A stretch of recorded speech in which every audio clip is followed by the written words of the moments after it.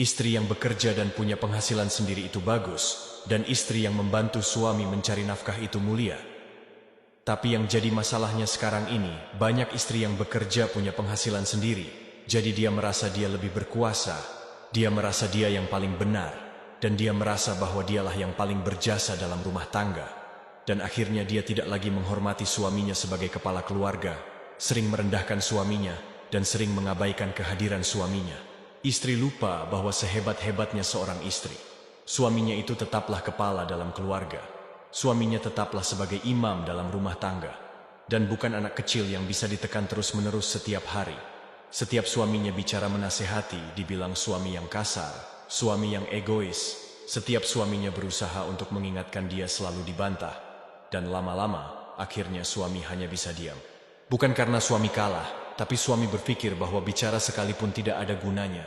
Bahkan ketika dia dengan niat baiknya menasehati istrinya, sering sekali menjadi berujung pertengkaran. Dan hal seperti inilah menjadi salah satu faktor terbesar. Sering sekali membuat keutuhan rumah tangga itu akhirnya retak, dan bahkan banyak yang berujung pada perceraian. Sebenarnya laki-laki itu sederhana. Dia tidak memandang parasmu, dia juga tidak memandang penghasilanmu. Bukan itu yang terpenting bagi mereka. Tapi laki-laki itu mereka hanya ingin diperlakukan sesuai dengan fitrahnya. Mereka dilayani, dihormati, dihargai setiap pemberiannya. Tapi kalau setiap hari suamimu kamu patahkan wibawanya, direndahkan pendapatnya, dan ditertawakan usahanya, maka jangan salahkan laki-laki jika akhirnya nanti hatinya hambar duluan sebelum kakinya melangkah keluar rumah.